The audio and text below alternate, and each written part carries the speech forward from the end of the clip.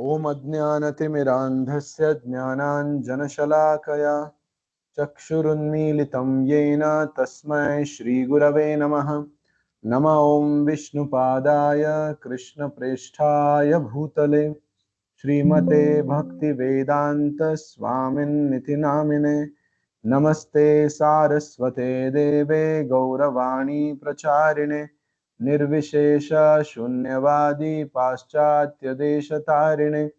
जय श्री कृष्ण चैतन्य प्रभु नित्यानंद श्री अद्वैत गदाधर श्रीवासादि गौर भक्त वृंद। हरे कृष्णा कृष्ण कृष्णा हरे हरे, हरे Ram Ram Ram Hare Hare. Reading from the book Path of Perfection by His Divine Grace A.C. Bhaktivedanta Swami Srila Prabhupada. Chapter number 3. Savai pumsam paro dharmo yato bhaktiradhokshaje ahaituki apratihata yayatma suprasidati. The supreme occupation, dharma, for all humanity is that by which men can attain to loving devotional service unto the transcendent Lord. Such devotional service must be unmotivated and uninterrupted to completely satisfy the self. Cultivation of love of God, that is the definition of first class religion. Just as there are three gunas or three qualities in the material world, there are various religions, each situated in one of the three modes. We are not, however, concerned with analyzing these religious conceptions. For us, the purpose of religion is to understand God and to learn how to love Him, love God. That is the real purpose of any first class religious system. If a religion does not teach love of God, it is useless.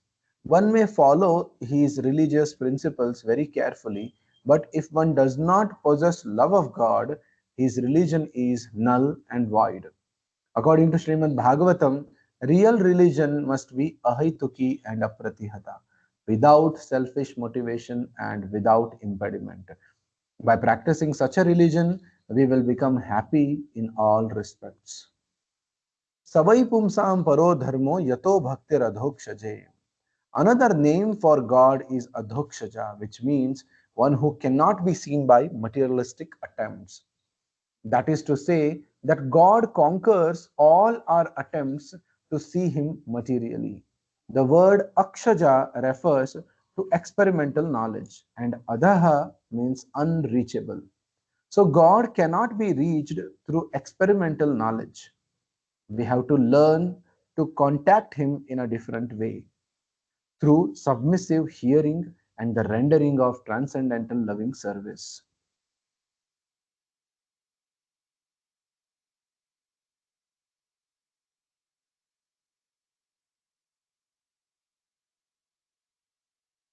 Actually, we had finished this portion in our last class. We'll be heading towards chapter number 4, moderation in yoga.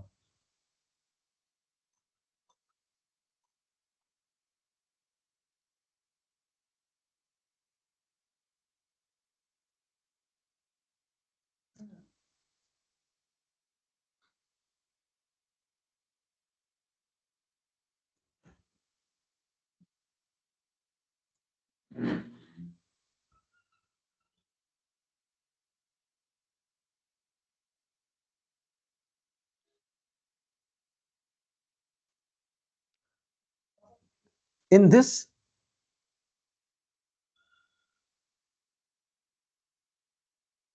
Srila Prabhupada is mentioning here about the sixth chapter of Bhagavad Gita. So, in the sixth chapter of Bhagavad Gita, the system of Sankhya Yoga, which is the meditational Ashtanga Yoga system, is emphasized. Jnana Yoga emphasizes the philosophical process of analysis by which we determine what is Brahman and what is not Brahman.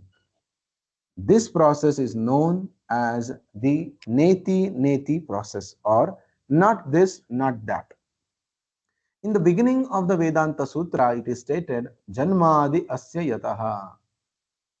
The Supreme Brahman, the Absolute Truth, is He from whom everything emanates. This is a hint. And from this, we must try to understand the nature of the Supreme Brahman, from whom everything is emanating. The nature of that absolute truth is explained in detail in Srimad Bhagavatam.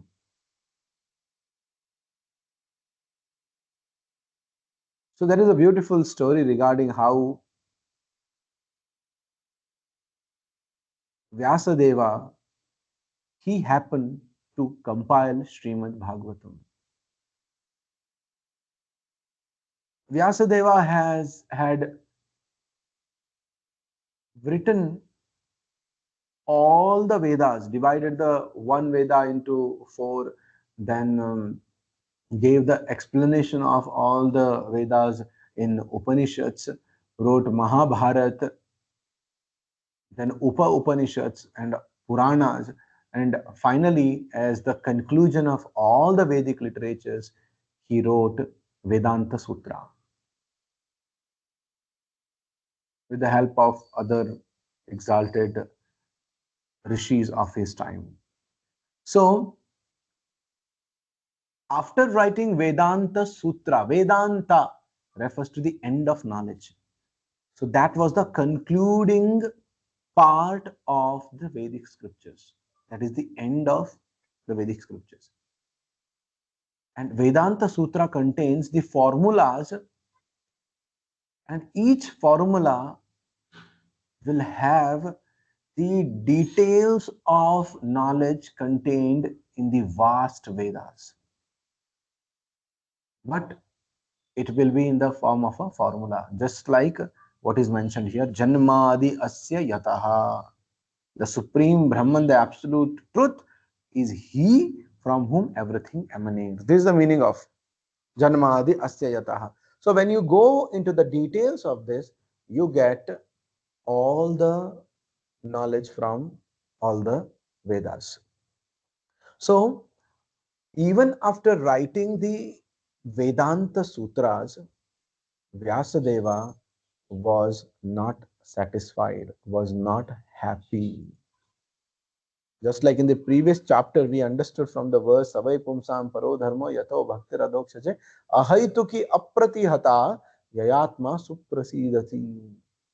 That human being will be fully satisfied who is engaged in the loving devotional service of Lord Krishna, and that devotional service must be ahaituki and apratihata. It must be unmotivated and it must be unhampered in any circumstances.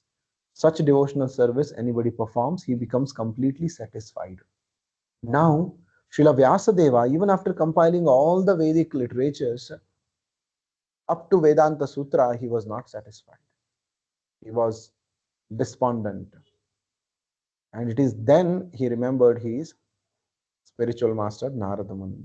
And when Narada Muni appears, he expresses himself that I have done everything, I have written everything which is required for the humanity, but still I am not satisfied. Please enlighten me. And then Narada Muni chastises Vyasadeva that all that you have written so far is nothing but the place of pilgrimage for the crows. Yad Vayasam Tirtham. What you have written so far is the place of pilgrimage for the crows. So you can imagine it's not that the spiritual masters chastise, and we see that chastisement only like in our life, or in Kali Yuga. Even during the past yugas, There were instances wherein the spiritual masters like Narada Muni chastised heavily with very heavy words great rishis who were his disciples, he chastised. You can just imagine Vyasadeva, who is the author of all the Vedas, is being chastised by Narada Muni. Right? And Vyasadeva was very humble to accept this chastisement. He understood his fault and he asked, what is, my dear Narada Muni, my dear spiritual master, please explain to me, please tell me in detail, where did I go wrong? And then Narada Muni says, you have explained everything in the scriptures, but nowhere you have directly glorified the Supreme Lord Krishna.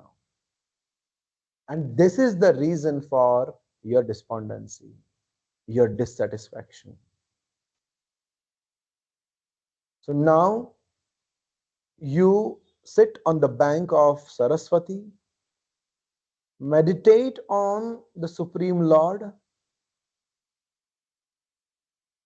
and when you get the direction from Him, you write Srimad Bhagavat Puran explaining the beautiful pastimes of Lord Krishna. And then Vyasadeva, under the guidance of his spiritual master Narada Muni, sits on the bank of Saraswati and meditates on the form of Lord Krishna. And within very short time, he could have the audience of Lord Krishna. He could see the beautiful form of Lord Krishna in front of his eyes, and also he could see the external potency of Lord Krishna as the shadow of Lord Krishna. That is Mahamaya, that is Durga. And post that, he writes the Bhagavata Purana, in which he includes all the pastimes of Lord Krishna, from his appearance in this planet till his disappearance from this planet. And it is then he was completely satisfied, right? And that is how the Srimad Bhagavat Puran came into existence. So Bhagavat Puran is nothing but the explanation of the Vedanta Sutra. Vedanta Sutra starts with this one aphorism, Janmadi Asya Yataha. And also Srimad Bhagavat Puran starts with the same words. The first verse of Srimad Bhagavatam, it is stated, Om Namo Bhagavate Vasudevaya Janmadiyasya Yato Anvayad Itaratascharteshu Abhignaswarat Tene Brahma Hridayadi Kavaye Muhyanti Yat Surayah Tejovari Mridam Yatha Vinimayo Yatra Trisargo Mrisha Dhamna Svena Sada Nirasta Kuhakam Satyam Param Dhimahi. So in this verse, Vyasadeva is meditating on Lord Vasudeva. And Vasudeva is the son of Vasudeva, Lord Krishna. And he is the one who is Satyam Param, the Parama Satya, the supreme absolute truth, from whom everything has emanated. O my Lord Sri Krishna, son of Vasudeva, O all-pervading personality of Godhead, I offer my respectful obeisances unto you. I meditate upon Lord Sri Krishna because he is the absolute truth.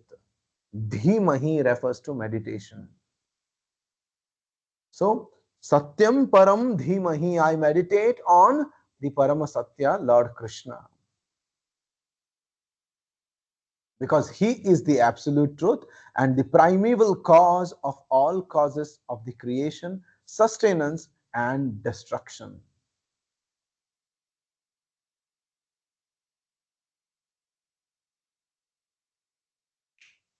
Creation, sustenance, and destruction of the manifested universes. He is directly and indirectly conscious of all manifestations, and he is independent because there is no other cause beyond him. See, there are these beautiful verses explained, there are beautiful words explained in this verse. Krishna is Abhignaha. He is Swarad. He is Abhigna means Sarvagnya. He knows everything. And he is Swarad. He is completely independent. He is under no one. He is completely independent to do anything, whatever he likes. That is why he is called as the transcendental autocrat.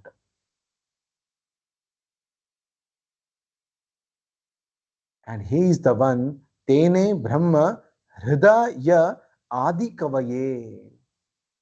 Brahma Hridaya Adi Kavaye. Tene Brahma. Brahma refers to the Vedic knowledge. And Adi Kavi refers to Lord Brahma, one who is the original teacher of the Vedas. That's why he's called as Adi Kavi. So, Krishna is the one who imparted the transcendental knowledge of the Vedas in the heart of Brahma, who is Adi Kavi.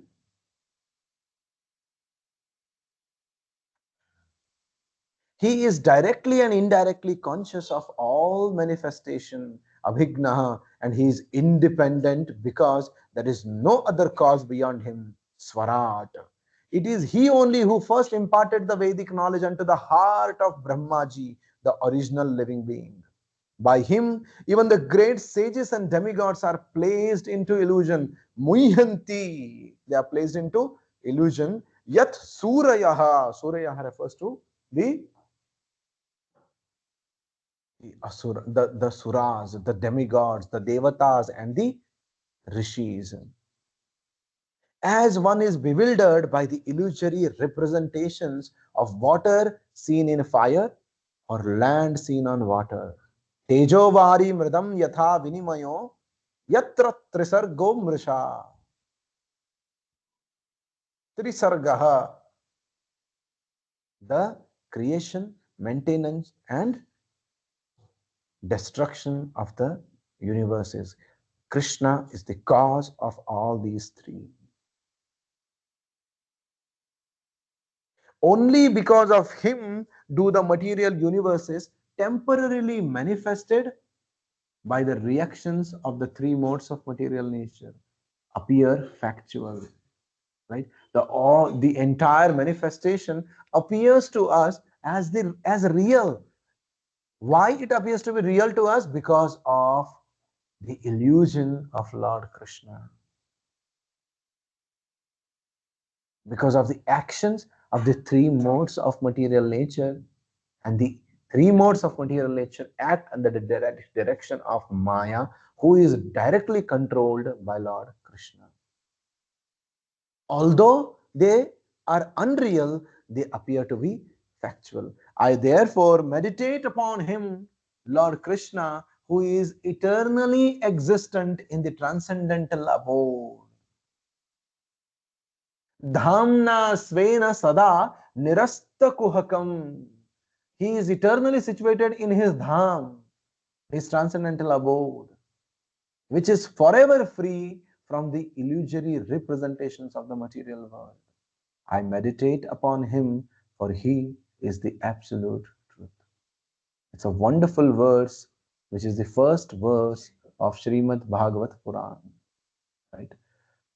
Thus, from the very beginning of Srimad Bhagavatam, the absolute truth is proclaimed to be cognizant. Cognizant means the absolute truth, the Parama Satya, He knows everything. He is aware of everything of this material world and everything of the spiritual world. He is not dead or void. And what is the nature of his cognizance? Anvayat itaratascha artheshu. He is directly and indirectly cognizant of all manifestations. To a limited degree, each and every living entity is cognizant, right? To limited degree, we also know something of inside and outside of everything, but we are not completely cognizant, right? To some extent, I know what is in my heart. To some extent, I know what is happening in the hearts of my family, in the minds of my family or my friends, but I can never know what is actually happening. I can never know completely what is happening in the minds, in the hearts of my family members. That is my limitation. But Krishna, he knows my heart. He knows the heart of each and every living entity who is in this material manifestation and also in the spiritual world.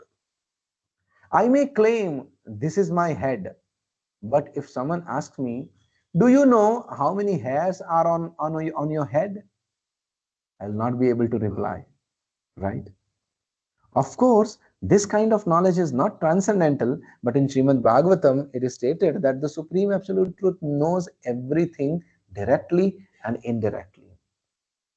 I may know that I am eating, but I do not know the intricacies of the eating process, right? All of us, we eat every day, one time, two times, three times, four times, five times, right? And we know about eating only up to putting the food in our mouth, chewing it, and swallowing it. After we have swallowed the food, what happens to the food, nobody knows, right? Except for those who, few, very few, who actually study what happens inside. Otherwise, we never know. We know only the external eating part, the digestion part, the excretion part, we do not know. How my body is exactly assimilating food, how the blood is passing through my veins, etc. I am not aware. I am cognizant that my body is functioning, but I do not know how these processes are working perfectly and all at once.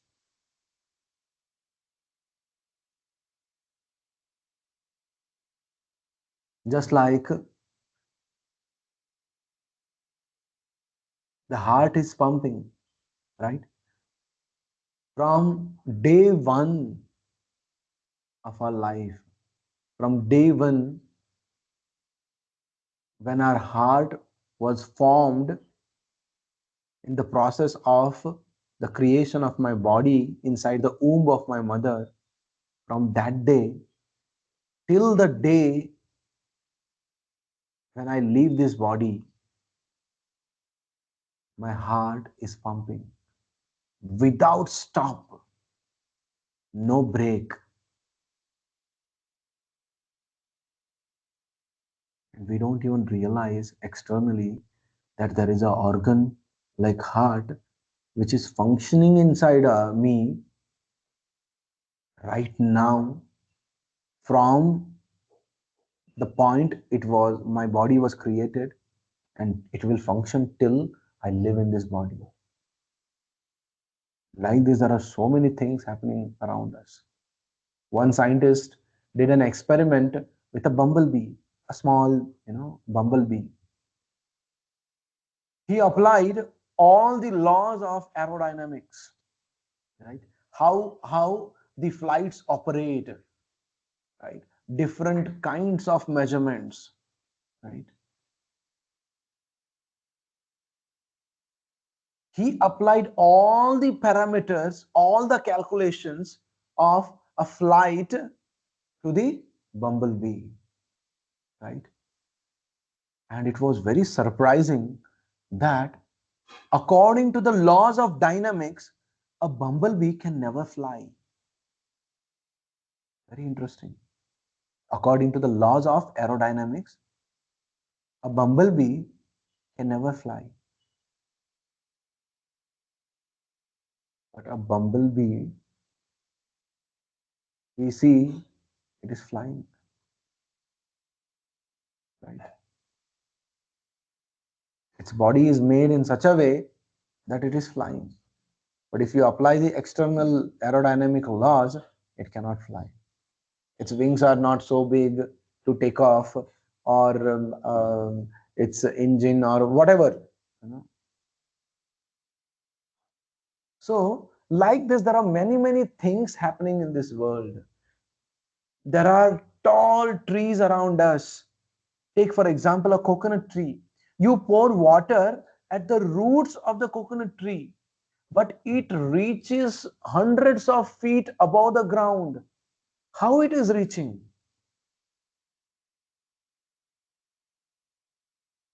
What kind of plumbing work is being made inside the coconut tree?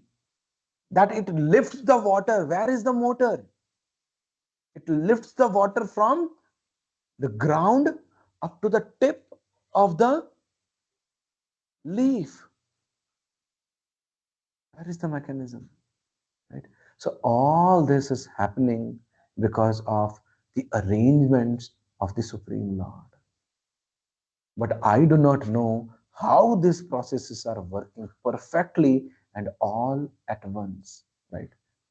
This is because my knowledge is limited. By definition, God is He who knows everything. He's called as Sarvajna. Request everyone to mute your mics, please.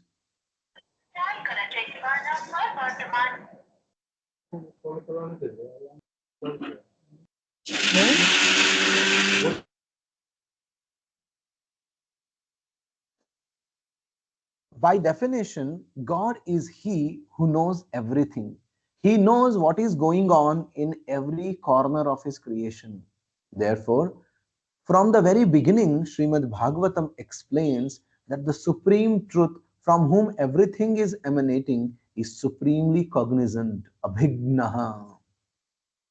One may ask, if the absolute truth is so powerful, wise, and cognizant, he must have attained this knowledge from some similar being. This is not the case. If he attains his knowledge from someone else, he is not God. Swarat. He is independent and his knowledge is automatically there. Srimad Bhagavatam is the supreme combination of both the Jnana and Bhakti Yoga systems. Because it analyzes in detail the nature of that supreme being from whom everything is emanating. By the Jnana Yoga system, one attempts to understand the nature of the absolute truth in a philosophical way. In the Bhakti Yoga system, the target is the same. The methodology, however, is somewhat different. Whereas the Jnani attempts to concentrate his mind philosophically on the Supreme, the Bhakta simply engages himself in the service of the Supreme Lord, and the Lord reveals himself. The Jnana method is called the ascending process, and the Bhakti method is called as the descending process. If we are in the darkness of night, we may attempt to attain the sunlight by ascending in a powerful rocket. According to the descending process, however, we simply await the sunrise and then we understand immediately.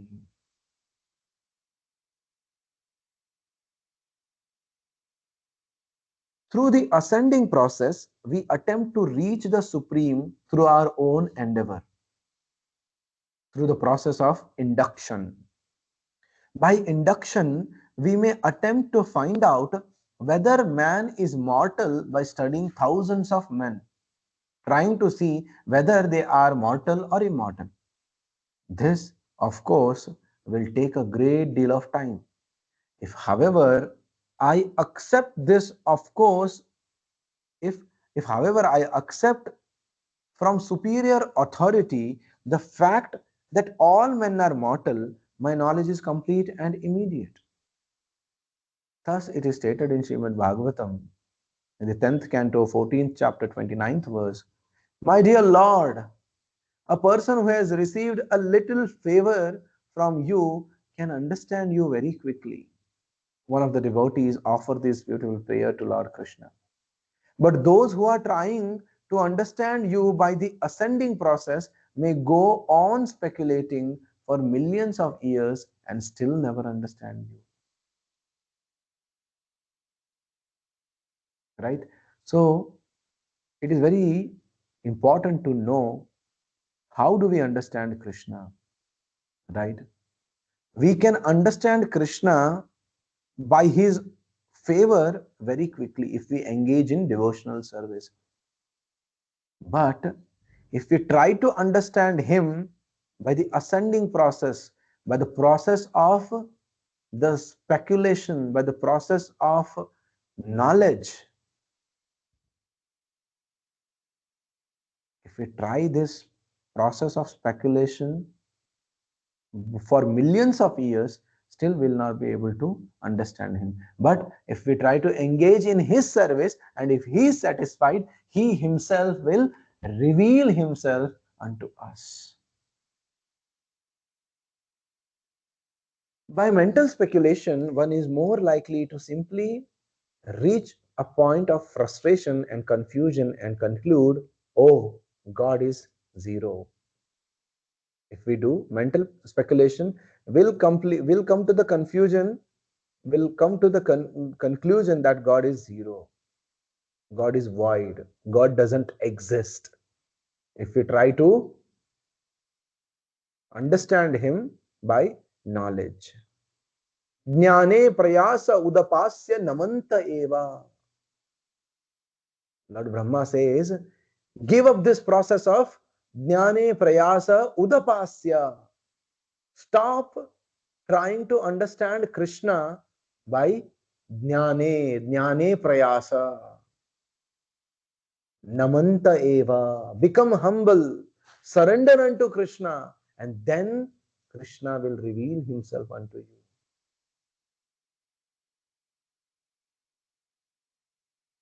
But if God is zero, how are so many figures emanating from him?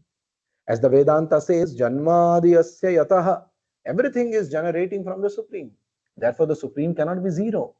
We have to study how so many forms, so many infinite living entities are being generated from the Supreme. This is also explained in the Vedanta Sutra, which is the study of ultimate knowledge. The word Veda means knowledge, and Anta means ultimate. Ultimate knowledge is knowledge of the Supreme Lord. Right? That is why our spiritual master, Abhay Charana Ravinda Bhakti Vedanta Swami Srila Prabhupada. His name is Bhakti Vedanta. The end of knowledge is to know Krishna, to engage in his loving devotional service.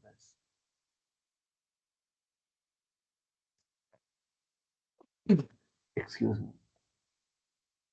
Krishna, as Krishna also says in the Bhagavad Gita 15, chapter 15th verse, Vedaischa sarvair ahameva vedyo Vedanta krit Veda with eva chaham.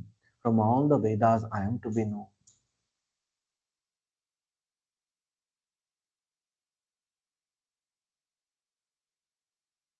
The word Veda means knowledge and Anta means the ultimate. Vedanta, Bhakti, Vedanta means the end of the ultimate knowledge is to engage oneself in Bhakti, in devotional service, loving devotional service unto Krishna. So, how is it possible to understand the form of Krishna? If it is stated that God does not have eyes, limbs, and senses like ours, how are we to understand his transcendental senses, his transcendental form? This is not possible by mental speculation. We simply have to serve him, and then he will reveal himself to us. As Krishna himself states in the 10th chapter of Bhagavad Gita, तेषाम् एवानुकम्पार्थम् अहम् अज्ञानजं तमः नाशयामि आत्मभावस्तो ज्ञानदीपेन भास्वता. Tesham evanukampartham, on whom I have kampartham, anukampa, compassion, I dwelling in their hearts. Aham ajnanajam tamaha, I destroy with the shining lamp of knowledge. Nashayami, I dwelling in their hearts, destroy with the shining lamp of knowledge the darkness born of ignorance. Krishna is within us, and when we are sincerely searching for Him by the devotional process, He will reveal Himself. Again, as stated in the 18th chapter of Bhagavad Gita, in 18.55, Krishna says, Bhaktyamam abhijanati yavan yaschasmi tatvatah tato mam tatvato jnatva vishate tadanantaram. Bhaktya mam abhijanati. I can be known completely. Yavan yaschasmi tattvataha. In truth, I can be known completely in truth only by bhaktya, only by devotional service, only by a devotee. Only a devotee can understand me in truth, no one else. Krishna did not say, Jnani mam abhijanati. Jnanamam abhijanati. Krishna never said that. Krishna says, Bhaktya mam abhijanati. And tato mam tattvato jnatva, and tattvataha, in truth, anybody understands me completely in truth, vishate tadanantaram. He enjoys the transcendental ananda. He enjoys the supreme bliss. One can understand the Supreme Personality of Godhead as He is only by devotional service, and when He is in full consciousness of the Supreme Lord by such devotion, he can enter into the kingdom of God. Vishate tadanantaram. Thus, God has to be understood by this process of Bhakti Yoga, which is the process of Shravanam, Kirtanam, Vishnu, hearing and chanting about Vishnu. This is the beginning of Bhakti Yoga process. Bhakti Yoga is a vast process, right? But the beginning of that is Shravanam and Kirtanam. Hear about Krishna, chant about Krishna. If we if we but hear sincerely and submissively, we will understand. Krishna will reveal himself. Shravanam Kirtanam Vishnu Smaranam Padasevanam Archanam Vandanam Dasyam Sakhyamatma Nivedanam. There are 9 different processes in Bhakti Yoga system. By Vandanam, we offer prayers, and that is also bhakti. Shravanam is hearing about Krishna from Bhagavad Gita, Srimad Bhagavatam, and other Shastras. Kirtanam is chanting about his glories, chanting the Hare Krishna Maha Mantra. Hare Krishna, Krishna Krishna, Hare Hare, Hare Rama, Rama Rama, Hare Hare.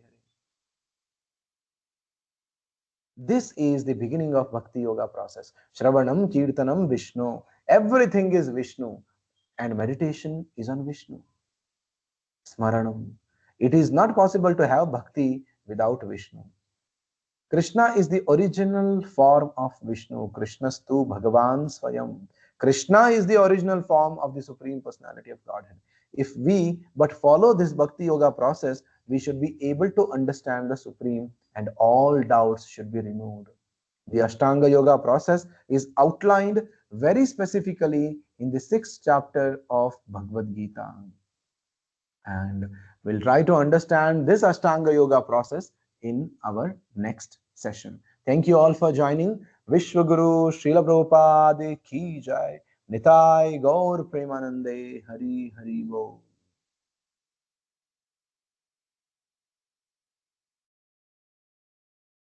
Hare Krishna Prabhuji, thank you. Prabhuji, thank you, Prabhuji. Hare Krishna Prabhuji. Hare Krishna. Hare Krishna Prabhuji. Thank you.